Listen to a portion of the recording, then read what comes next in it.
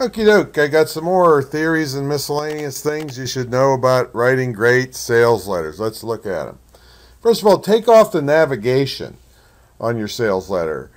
You don't want people being distracted with free this and that, your free e-zine and article section of your site and about you and all that stuff. That's nothing but distracting from the sales process and having them concentrate on your sales letter. Yeah, you just and I may have told you this earlier in the course, but this you just don't want people distracted, especially anywhere near the point of purchase. Like this one guy was selling this stuff for your dog up in Michigan, where it's like a salt for the walks to get rid of the ice, but it doesn't hurt your dog's feet. And then he had emaciated dogs right next to the purchase link, where he was trying to get you to donate to the shelter. Well, don't do those things next to each other. That just distracts people. So take off all the navigation. Don't do anything to distract people from your sales message. Write in the first person. That means I did this, and I'm standing behind this. Now, if you happen to have a partner, identify that partner, or identify both of you at the top of the letter, and then you can say we. But what people don't like is this ivory tower bank kind of writing, where we at First National Stick Up the Butt Bank believe in good customer service. And well, you didn't tell the teller that today for some reason. And and people just don't like that when there's nobody responsible for anything, and they know if they call they're going to get voicemail hell. And so they like the fact that somebody's standing behind it. Like I write, I'm Tom Antion, and I did this, and I'm telling you, I've had hundreds of people successful with this, and so forth. So, and I'm standing behind it, and I'm recommending it, and people like that. They want somebody to stand behind. So write in the first person. Okay, another miscellaneous theory is specific sells and general doesn't. So if you say a little over 22%, that's not as credible as 22.2% or 21.7%. And it's even more credible if you tell where that statistic came from. If it came from some credible source, it makes it way more believable and credible. And so anytime you're doing something, if you can be specific, it's more credible and it will sell more. All right, next thing is this is an interesting little psychological trick to manipulate the apparent size of numbers. So if you want a number to appear bigger, put the decimal point and the 2 zeros or whatever the cents are at the end to make the whole thing physically look bigger. If you want it to appear smaller, leave off the decimal point. And I know this is a little bit seems a little bit goofy, but psychologically, you may want a number to appear bigger. Like this course is going to sell for $200, and you want that to appear big compared to the discounted price of $19.95. But if you want it to appear smaller, like the price of your product, only $200, is way cheaper than comparable products that are much bigger, So you want the number to appear smaller. So that's just manipulating the apparent size of numbers. It's a little psychological ploy you can put in your sales letter. Now, if the numbers are right next to each other, then don't do this. You'll get caught doing this. But not that it's illegal or anything. It's just that people will see it looks weird. But if they're separated by a little bit, people just will not notice. See, when we pick it apart here, we notice, but they don't notice. All they're trying to do is see if whatever you're selling is something they want. Okay, use alliteration. Alliteration is where the beginning part of the word has the same sound.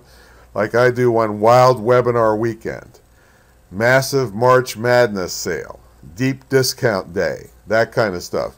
So alliteration is just a catchy thing to put in that people can remember, and it sticks in their mind and helps your sales process. Now, one thing I just did to you was what we call the rule of three.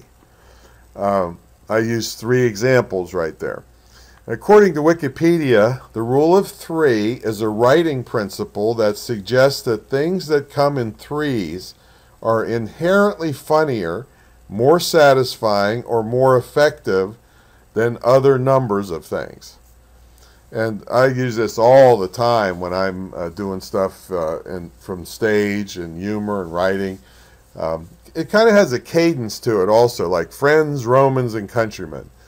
And I mean, there's so many examples of threes, like 3 little pigs, 3 musketeers. You know, it's just a very, very common thing and used all the time, but you can use it strategically. 3 is considered like the smallest number that sets what we call a pattern. You know, so you're leading people down a path, friends, Romans, countrymen. And so people get used to that pattern, and the way it's used in humor is they set the pattern with the first 2, and then they break the pattern with the third one, and that's people laugh at that. So I'm not going to bother going into that. It's not a humor seminar here. In fact, we're going to talk about humor here, one of these miscellaneous things. But the rule of 3, when you know, I use it. Let's continue it here. There's used frequently in comedy. Well, I did have an example. I forgot I had an example for you. Comedy is simple as 1, 2, C. So the third is, you know, the pattern was 1, 2, and then it normally would be 3, but it was switched to C. Guess who did that? George Carlin. All right. So we also use it very frequently in sales letters with using adjectives. Adjectives are words that describe other things.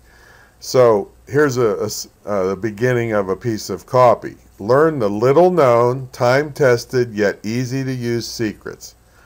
Okay, little-known is an adjective, time-tested is an adjective, and easy-to-use is an adjective phrase. All these are adjective phrases, but I use 3 of them. Learn the little-known, time-tested, yet easy-to-use secrets of blah, blah, blah.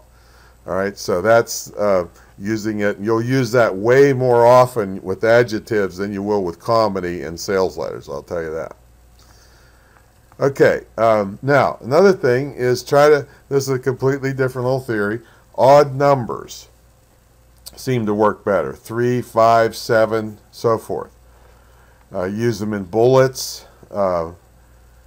Adjectives is what I just showed you. Odd numbers and bonuses are just some 3 examples of where you would use odd numbers of things, and that's another very pervasive thing that people relate to odd numbers better, and it's kind of like if you had flower arranging, and you had a central element, 1 flower, and then 2 flowers on each side. It's very pleasing to look at. So it carries over into your writing. 3 things are just people relate to them more. I can't give you the super deep psychology of this. I'm just telling you the standard principles that copywriters have used for a century to get people to buy. So you don't have to understand always why this stuff works. These are very standard and common things that do work. You can ask questions. This is another little miscellaneous thing. I got the blue ones here. Are you happy with your financial status? Do you hate your job? Is there never enough money for a vacation? Again, I used the rule of 3 there on you, by the way, in the questions that I ask.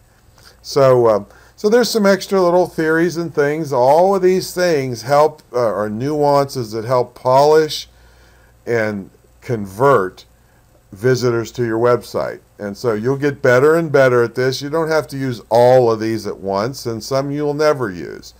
But as you progress in your copywriting training, these are the little things that put the fine polish on it and help turn visitors into money in your bank account.